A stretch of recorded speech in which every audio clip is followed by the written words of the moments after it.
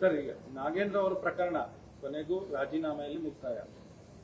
ಕರ್ನಾಟಕ ಸರ್ಕಾರದ 1 ವರ್ಷದ ಸಾಧನೆ, ಎಸ್ಟಿಗಳ ಹಣವನ್ನ 187 ಕೋಟಿ ಹಣವನ್ನ ಲೂಟಿ ಹೊಡೆದಿರುವಂಥದ್ದು. ಅದು ಚೆಕ್ ಮುಖಾಂತರ. ಅದು ಇಲ್ಲಿರೋ ಕರ್ನಾಟಕ ಕಾಂಗ್ರೆಸ್ ಸರ್ಕಾರ, ಹೈದರಾಬಾದಲ್ಲಿರೋ ಕಾಂಗ್ರೆಸ್ ಸರ್ಕಾರ, ಇವೆರಡು ಒಳ್ಳೆ ಲಿಂಕ್ ಇಟ್ಕೊಂಡು ಇದು ಪೂರ್ತಿ ಹಣನ ಎಲ್ಲೆಲ್ಲಿ ಹೋಗಿದೆ, ಯಾವ್ಯಾವ ರಾಜ್ಯಕ್ಕೆ ಹೋಗಿದೆ, ರಾಹುಲ್ ಗಾಂಧಿ ಅವರಿಗೆ ಎಷ್ಟು ಹೋಗಿದೆ, ಸುರ್ಜೇವಾಲಾಗೆ ಎಷ್ಟು ಹೋಗಿದೆ, ಎಲ್ಲನೂ ಕೂಡ ಬಯಲಿಗೆ ಬರಬೇಕಾಗಿತ್ತು. ನನಗೆ ಅನ್ಸುತ್ತೆ ಪಾಪ ನಾಗೇಂದ್ರ ಪಾಪದ ವ್ಯಕ್ತಿ. ಅವನು ಕಡಿಮೆ ದುಡ್ಡು ತಗೊಂಡಿರೋದು, ಜಾಸ್ತಿ ದುಡ್ಡು ತಗೊಂಡಿರೋದು ಮುಖ್ಯಮಂತ್ರಿ ಅವರ ಟೀಮು. ಯಾಕಂದ್ರೆ ಫೈನಾನ್ಸ್ ಮಿನಿಸ್ಟರ್ ಬರುವಂಥದ್ದು ಮುಖ್ಯಮಂತ್ರಿಗಳ ಅಡಿಯಲ್ಲಿ 80% ನುಂಗಿರುವಂಥದ್ದು ಕಾಂಗ್ರೆಸ್ಸಿನ ಪಾರ್ಟಿಯವರು. ಅದರಿಂದ ನಾವು ಮುಖ್ಯಮಂತ್ರಿ ರಾಜೀನಾಮೆಯನ್ನ ಕೇಳ್ತಾ ಇದ್ದೀವಿ. ಯಾಕಂದ್ರೆ ಫೈನಾನ್ಸ್ ಮುಖ್ಯಮಂತ್ರಿಗಳ ಅನುಮತಿ ಇಲ್ದರೆ ಒಂದೇ 1 ಕೋಟಿನೂ ಕೂಡ ಆಚೆ ಹೋಗಕ್ಕಾಗಲ್ಲ. ಯಾಕಂದ್ರೆ ಹಣನೇ ಇಲ್ಲ. ಪಾಪರಾಗ್ಬಿಟ್ಟಿದೆ ಸರ್ಕಾರ. ಆಗಿರೋ ಸರ್ಕಾರದಲ್ಲಿ 1 ಕೋಟಿ ಟ್ರಾನ್ಸ್ಫರ್ ಆಗಬೇಕಾದ್ರೂ ಕೂಡ ಮುಖ್ಯಮಂತ್ರಿಗಳು, ಫೈನಾನ್ಸ್ ಡಿಪಾರ್ಟ್ಮೆಂಟ್ ಅನುಮತಿ ಬೇಕೇ ಬೇಕು. ಇವರೆಲ್ಲರ ಅನುಮತಿ ಇಲ್ದಿರ 187 ಕೋಟಿ ಅವ್ಯವಹಾರ ದುಡ್ಡು ಟ್ರಾನ್ಸ್ಫರ್ ಆಗಿ ಆ ಬ್ಯಾಂಕ್ಗೆ ಹೋಗಿ ಹೈದರಾಬಾದ್ಗೆ ಹೋಗಿ, ಹೈದರಾಬಾದಿಂದ ಬೇನಾಮಿ ಅಕೌಂಟಿಂದ ಯಾರ್ಯಾರೋ ಅಕೌಂಟ್ಗೆ ಟ್ರಾನ್ಸ್ಫರ್ ಆಗ್ತೈತೆ ಅಂತ ಹೇಳಿದ್ರೆ ಈ ಸರ್ಕಾರ ಏನು ಕತ್ತೆ ಕಾಯ್ತಾ ಇದೆಯಾ? ಈ ಸರ್ಕಾರ ಏನು ಬದುಕಿದೆಯಾ? ಈ ಸರ್ಕಾರಕ್ಕೆ ಮಾನ ಮರ್ಯಾದೆ ಇದೆಯಾ? ಇಷ್ಟು ದಲಿತರ 1 ವರ್ಷದ ಸಾಧನೆ ಮಾಡ್ಲಿ ನೋಡೋಣ. ಇವರು 1 ವರ್ಷದ ಸಾಧನೆ ಏನೋ ಮಾಡ್ತೀನಿ ಅಂತಾರಲ್ಲ, ಮಾಡ್ಲಿ. 187 ಕೋಟಿ ಗುಳುಮ್ ಅಂತ ನಾವು ಮಾಡ್ತೀರಿ ಇವ್ರಿಗೆ. ಈ 1 ವರ್ಷದ ಸಾಧನೆ 187 ಕೋಟಿ ಗುಳುಮ್ ಅನ್ನೋದೇ ನಾವು ಅಜೆಂಡಾವನ್ನ ಇಟ್ಕೊಂಡು ನಾವು ಇಡೀ ರಾಜ್ಯಾದ್ಯಂತ ಈಗಾಗಲೇ ಹೋರಾಟ ಪ್ರಾರಂಭ ಮಾಡಿದಿರಿ. ನಾವು ಮುಂದೇನೂ ಕೂಡ ಈ ಹೋರಾಟವನ್ನ ಕಂಟಿನ್ಯೂ ಮಾಡ್ತೀವಿ. ಮುಖ್ಯಮಂತ್ರಿ ರಾಜೀನಾಮೆ ನೀವು ಹೇಳ್ಬೇಕಾದ್ರೆ 2 ಹೆಸರು ಪ್ರಮುಖವಾಗಿ ಹೇಳಿದ್ರಿ. ರಾಹುಲ್ ಗಾಂಧಿಗೆ ಹಣ ಹೋಗಿದೆ, ಸುರ್ಜೇವಾಲಾಗೆ ಹಣ ಹೋಗಿದೆ ಅಂತ. ಇದು ಗಂಭೀರ ಆರೋಪ. ಅಂದ್ರೆ ಇಲ್ಲಿಂದ ಅಲ್ಲಿ ಅವ್ರು ನೇರವಾಗಿ ಹಣ ಮುಟ್ಟಿದ್ಯಾ ಅಥವಾ ನೀವೇನಾದ್ರೂ ಬೇರೆ ಇದರಲ್ಲಿ? ಮತ್ತೆ ಎಲ್ಲೋಯ್ತು? ಎಲೆಕ್ಷನ್ ಟೈಮಲ್ಲಿ ಎಲೆಕ್ಷನ್ ಬಂದಾಗ ಈ ಹಣ ಟ್ರಾನ್ಸ್ಫರ್ ಆಗಿದೆ. ಎಲೆಕ್ಷನ್ ಟೈಮ್ಗೆ ಏನ್ ಹೋಗ್ತೈತೆ? ಟ್ರಾನ್ಸ್ಫರ್ ಆಗಿರೋದು ಅದಕ್ಕೆ. ಇಲ್ಲ ಅಂದ್ರೆ ಏನೋ ಬ್ಲಾಕ್ ಅಲ್ಲಿ ತಗೊಂಡಲ್ಲ, ವೈಟ್ ಅಲ್ಲೇ ಲಂಚ ಹೊಡೆದವರ. ಇದು ಸ್ಪೆಷಲ್ ಕೇಸ್. ಇದು ಬ್ಲಾಕ್ ಅಲ್ಲಿ ಲಂಚ ಹೊಡೆದಿರೋದಲ್ಲ, ವೈಟ್ ಅಲ್ಲಿ ಲಂಚ ಹೊಡೆದಿರೋದ್ರಿಂದ ಅದು ಆ ಮನುಷ್ಯ ಪಾಪಿ. ಅವನು ಸಾಯ್ಲಿಲ್ಲ ಅಂದ್ರೆ ಪಾಪದ ಮನುಷ್ಯ, ಅವನು ಅನ್ಯಾಯದ ಮನುಷ್ಯ, ಪಾಪದ ಮನುಷ್ಯ. ಪಾಪ ಅಯ್ಯೋ ಅನ್ಸ್ತೈತೆ ಅವ್ರ ಕುಟುಂಬ ನೋಡಿದ್ರೆ. ಕರುಣೆ. ಅವ್ರ ಮನೆಗೆ ಹೋಗಿದ್ದೆ ನಾನು, ಬಹಳ ಕಣ್ಣೀರ್ ಬರ್ತೈತೆ. ಆ ಪಾಪದ ಮನುಷ್ಯ ಅವನು ಸತ್ತೋಗ್ಬಿಟ್ಟ.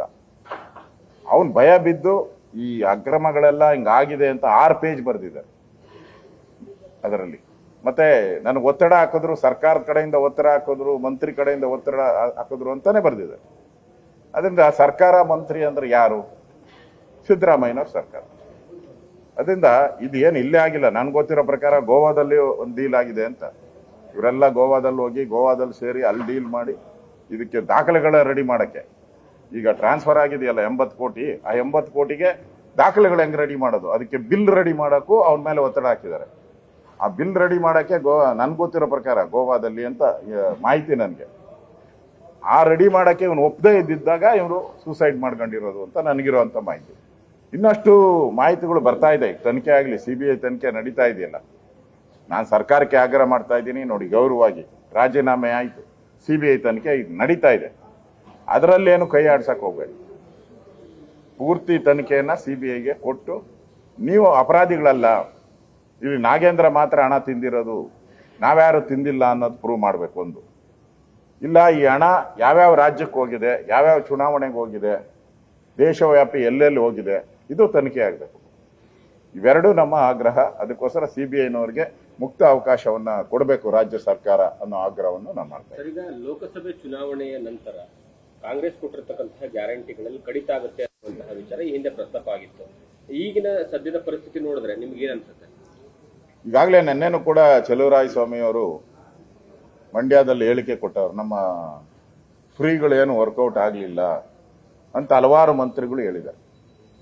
ನಾನು ಕಾಂಗ್ರೆಸ್ ಅವ್ರಿಗೆ ಹೇಳ್ತೀನಿ, ಅಲ್ಲರಿ ಅಲ್ಲಿ ಆಂಧ್ರದಲ್ಲಿ ಜಗನ್ ನೀವೇನ್ ಕೊಟ್ಟಿದ್ರ 5 ಗ್ಯಾರಂಟಿ, ಅವ್ನು 100 ಗ್ಯಾರಂಟಿ ಕೊಟ್ರು. ಪಾಪ ಮನೆಗೆ ತಗೊಂಡೋಗಿ ಎಲ್ಲ ದುಡ್ಡಿಂದ, ರೇಷನ್ ಇಂದ ಏನೇನಿದೆಯೋ ಏನ್ ಕೊಡ್ಬೇಕು, ಔಷಧಿ ಎಲ್ಲ ತಗೊಂಡೋಗಿ ಮನೆಗೆ ಕೊಟ್ಟು ಎಲ್ಲ ಫ್ರೀ. ಏನ್ ಆಚೆನೆ ಬರಂಗಿಲ್ಲ, ಯಾರು ಕೆಲಸನೂ ಮಾಡಂಗಿಲ್ಲ, ಏನು ಮಾಡಂಗಿಲ್ಲ. ಮನೆ ಹತ್ರ ತಗೊಂಡೋಗಿ ಊಟ ತಿಂಡಿ ರಾತ್ರಿಗೆ ಏನೇನು ಬೇಕೋ ಎಲ್ಲ ಮಾಡಿನೂ ಕೂಡ ಡಿಪಾಸಿಟ್ ಬರಲಿಲ್ಲ. ಇರೋ ಕ್ಷೇತ್ರಗಳೆಲ್ಲ ಸೋತು ಸುಣ್ಣ ಆಯಿತು. ಕಾಂಗ್ರೆಸ್ ಅವ್ರು ಬುದ್ಧಿ ಕಲಿಬೇಕಾಯ್ತು ರೀ. ಬರೀ ಫ್ರೀ ಅವ್ರ ದುಡ್ಡು ಕಿತ್ತು ಅವ್ರಿಗೆ ಕೊಡೋದಾ?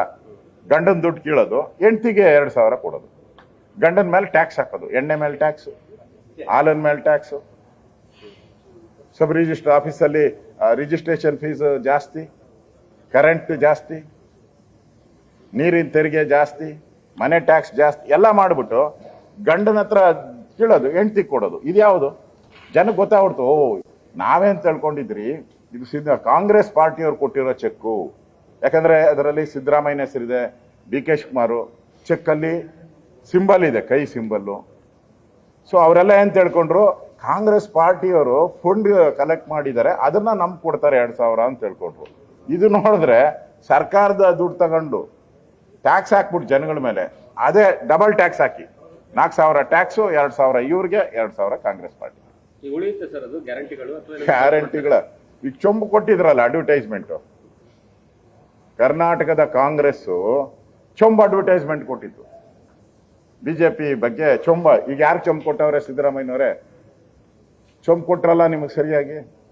ಚೊಂಬು ಹಿಡ್ಕೊಂಡು ಹೋಗಿ ಎಲ್ಲ ರಾಜ್ಯ ಪೂರ್ತಿ ಚೊಂಬು ಹಿಡ್ಕೊಂಡು ಸುತ್ತಿ. ಸರ್, ಈಗ ಇನ್ನೊಂದು ಕೊನೆಯ ಪ್ರಶ್ನೆ ಸರ್. ಉತ್ತರ ಪ್ರದೇಶದಲ್ಲಿ ಈ ಕಾಂಗ್ರೆಸ್ ಗ್ಯಾರಂಟಿ ಏನ್ ಹೇಳಿತ್ತಲ್ಲ, ಅಂದ್ರೆ 8,500 ರೂಪಾಯಿ ಪ್ರತಿ ತಿಂಗಳು ಕೊಡ್ತೀನಿ ಅಂತ ಹೇಳಿ ಬಹಳಷ್ಟು ಜನ ಕಾಂಗ್ರೆಸ್ ಆಫೀಸ್ ಮುಂದ್ಗಡೆ ನಿಂತ್ಕೊಂಡಿದ್ರು ನೆನ್ನೆ. ಅಲ್ಲ, ಇಡೀ ಬೆಂಗಳೂರಲ್ಲೂ ನಿಂತ್ಕೊಂಡಿದ್ದಾರೆ ಎಲ್ಲ ಪೋಸ್ಟ್ ಆಫೀಸ್ ಮುಂದೆ. ಲಕ್ಷ ಕೊಡ್ತೀನಿ ಅಂತ ಹೇಳ್ಬಿಟ್ಟಿದ್ದಾರೆ. ನಾನು ಹೇಳ್ತಾ ಇದ್ದೀನಿ ರಾಜ್ಯದ ಜನತೆಗೆ, ದಯವಿಟ್ಟು ಕಾಂಗ್ರೆಸ್ ಆಫೀಸ್ ಹತ್ರ ಹೋಗಿ, ಅವ್ರು ಚೆಕ್ ಕೊಟ್ಟಿದ್ರಲ್ಲ 1 ಲಕ್ಷ ಕೊಡ್ತೀನಿ ಅಂತ, ಕಾಂಗ್ರೆಸ್ ಪಾರ್ಟಿ ಕೊಟ್ಟಿದ್ದು ಅವರು, ಕಾಂಗ್ರೆಸ್ಸಿನ ಸಿಂಬಲ್ ಹಾಕಿ ಕೊಟ್ಟಿದ್ದಾರೆ. ಅದಕ್ಕೆ ಕೊಡ್ತಾರೆ ಈಗ ಎಲ್ಲರೂ. 1 ಲಕ್ಷ ಕೊಡ್ತೀನಿ ಅಂತ ಹೇಳಿದಾರಲ್ಲ, 1 ಲಕ್ಷ ಕೊಡ್ತಾರೆ ನೋಡಿ. ಕಾಂಗ್ರೆಸ್ ಆಫೀಸ್ ಮುಂದೆ ಕಾಂಗ್ರೆಸ್ ಈಗ ಚೆಕ್ ಕೊಟ್ಟಿದ್ದಾರಲ್ಲ, ಚೆಕ್ ಬೋಗಸ್ ಆತತೆ ಇಲ್ಲ, ಕಾಂಗ್ರೆಸ್ ಪಾರ್ಟಿ ಬೋಗಸ್ ಆಗ್ಬಿಡ್ತದೆ. ಈ ಕಾಂಗ್ರೆಸ್ ಅವ್ರು ಕೊಟ್ಟಿಲ್ಲ ಅಂದ್ರೆ ಬೋಗಸ್ ಕಾಂಗ್ರೆಸ್ ಆಗೋತದೆ. ಅವ್ರ ಮಾನ ಮರ್ಯಾದೆ ಇದ್ರೆ ಬೋಗಸ್ ಕಾಂಗ್ರೆಸ್ ಅಲ್ಲ, ಇದು ಒರಿಜಿನಲ್ ಕಾಂಗ್ರೆಸ್. 120 ವರ್ಷದ ಕಾಂಗ್ರೆಸ್ ಅಂತ ತೋರಿಸ್ಬೇಕಾದ್ರೆ ಆ ಚೆಕ್ನೆಲ್ಲ ಅವ್ರು ಕ್ಯಾಶ್ ಮಾಡ್ಕೊಡ್ಬೇಕೀಗ. ಇಲ್ಲ ಅಂದ್ರೆ ಈ ಬೋಗಸ್ ಅಂತ ಜನನೇ ಬೀದಿಗಿಳಿದು ಇವ್ರ ಮೇಲೆ ದಾಳಿ ಮಾಡೋ ಅಂಥದ್ದು ಆಗ್ತೈತೆ. ಅದಕ್ಕೆ ಬೇಡ. ನೀವೇನ್ ಕೊಟ್ಟಿದ್ರೆ, ಯಾರ್ಯಾರು ಚೆಕ್ ಕೊಟ್ಟಿದ್ದೀರಾ ಕಾಂಗ್ರೆಸ್ ಪಾರ್ಟಿ, ದಯವಿಟ್ಟು ಅವ್ರ ಯಾರು ಕೊಟ್ಬಿಡಿ ದುಡ್ಡು. ಅಟ್ಲೀಸ್ಟ್ ಒಂದ್ಸರಿ ಆದ್ರೂ ಕೊಟ್ಬಿಡಿ, ಮುಂದೆ ಕೊಡೋದು ಬೇಡ. 1 ವರ್ಷ ಆದ್ರೂ ಕೊಟ್ಬಿಡಿ ಅವ್ರಿಗೆ. 1 ಲಕ್ಷ ಎಲ್ಲರ ಅಕೌಂಟ್ಗೂ 1 ಲಕ್ಷ ಚೆಕ್ ತಗೊಂಡು, ಯಾರ್ಯಾರು ಚೆಕ್ ಕೊಟ್ಟಿದ್ರು ಆ ಚೆಕ್ಗೆ ವಾಪಸ್ ಇಸ್ಕೊಂಡು ಅವ್ರಿಗೆ ಕ್ಯಾಶ್ ಕೊಟ್ಬಿಡಿ. ಇಲ್ಲ ಅಂದ್ರೆ ರಾಜ್ಯದ ಜನ ಇದೇ ದೊಡ್ಡ ವಿಚಾರ ಆಗ್ತೈತೆ ಮುಂದೆ ಎಲ್ಲಾ ಚುನಾವಣೆಗಳಲ್ಲೂ. ಅದರಿಂದ ನಾನು ಹೇಳ್ತಾ ಇದ್ದೀನಿ, ಕಾಂಗ್ರೆಸ್ ಪಾರ್ಟಿ ಮರ್ಯಾದೆ ಉಳಿಸ್ಕೋಬೇಕಾದ್ರೆ ಆ ಚೆಕ್ಗೆಲ್ಲ ಕ್ಯಾಶ್ ಮಾಡ್ಕೊಡಿ. ನ್ಯೂಸ್ ಫಸ್ಟ್, ನಿರ್ಭೀತಿಯಿಂದ ನಿಮ್ಮ ಪರವಾಗಿ.